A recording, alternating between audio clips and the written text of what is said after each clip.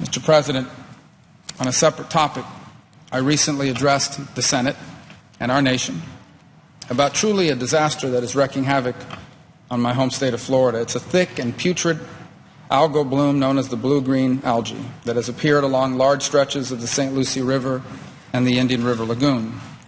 This is happening because nutrient-rich water, basically water that has things in it like fertilizer, is running into Lake Okeechobee from north of that lake, which is that lake's at the center of our state. Historically, that water sat in Lake Okeechobee but will run southward through the Everglades. But with development and canal systems and so forth, that all stopped. So now that water sits in the lake and it's held back by the Herbert Hoover Dike, which was put in place to prevent flooding and the loss of lives of those who live around Lake Okeechobee. And when the water rises to levels that threaten the integrity of that dike, it needs to be released. And instead of being released in a clean form to the south, the way it once historically was, it is now released to the east and to the west. So these waters, rich in nutrients, are released into estuaries and canals, which also have nutrients in them because of stormwater runoff or because of seepage from a faulty or old septic tanks. And when that flow reaches the ocean, the estuaries, the lagoon or the lake or the river, and it's under the hot sun as it is during the summer, the conditions become ripe for an algae bloom. And that is what we're seeing now.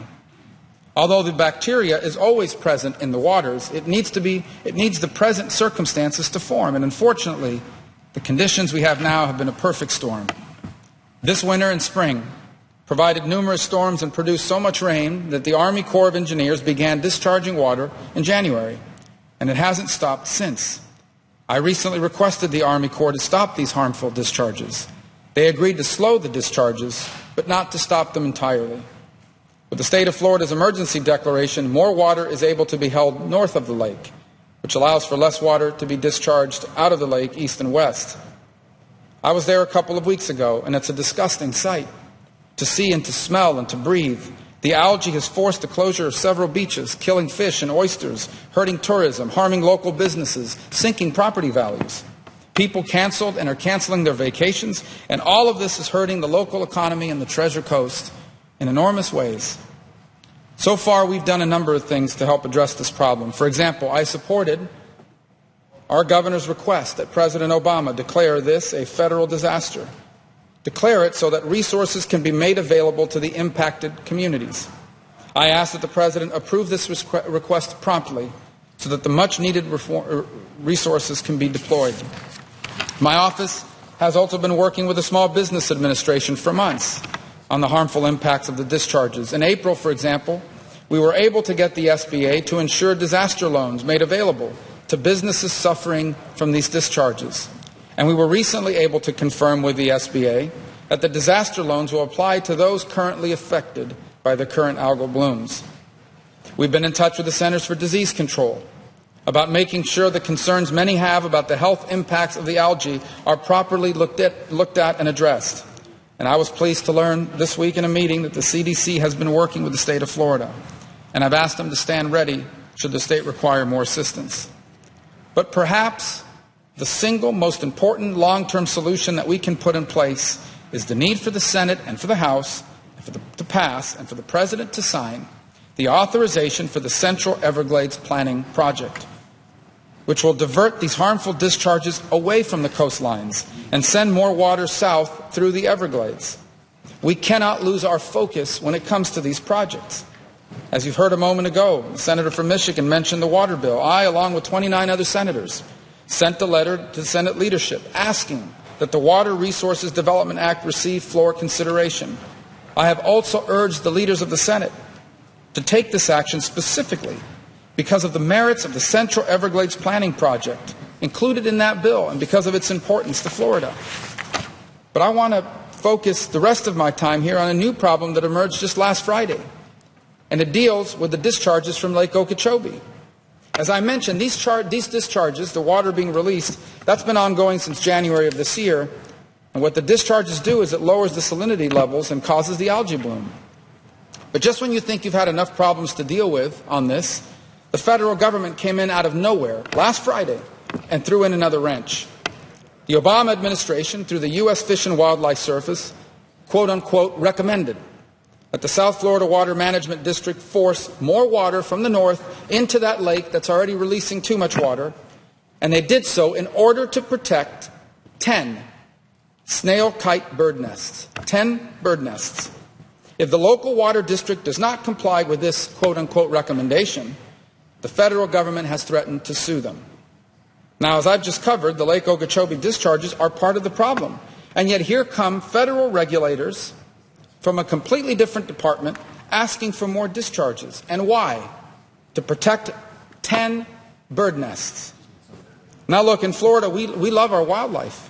We love our Florida panthers. We love our dolphins. We love our manatees. If you drive across the state, I can't tell you how many animals you'll see on people's license plates, because Florida's Department of Motor Vehicles provides many options for people to show just how much they love and support the different animals, the flora, the fauna that our state has.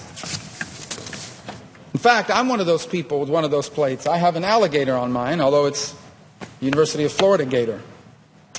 But we love our wildlife in Florida, but when you have situations and conflicts like this one, you essentially trying to figure out whose side to be on, 10 bird nests of a species with numbers on the rise, or millions of Treasure Coast residents and the marine life that inhabits those waters? The answer should be clear. Stop the discharges and side with the millions of people on the Treasure Coast. But the federal government is clearly not on their side. What the U.S. Fish and Wildlife Service is demanding is truly beyond comprehension, and it's an example of a federal bureaucracy run amok. If the local water district does as the federal government demands, and they release held water into Lake Okeechobee, the Army Corps of Engineers is going to be forced to increase discharges into the St. Lucie and the Caloosahatchee estuaries. These regulatory decisions are having a real impact on Floridians, on our ecology, on our economy, on our very way of life up and down the Treasure Coast.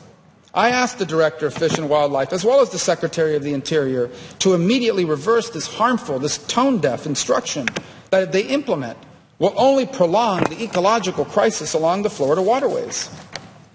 Just admit this makes no sense. No sense at all. Reverse this order. And let's focus on everything else we need to be doing on this algae issue, and that we were focused on before the federal government decided to create yet another problem to deal with. And lastly, on a point I wanted to make here, Mr. President, on a third and final topic, today I'd like to acknowledge a valued and long-term member of my Senate office who recently left our office.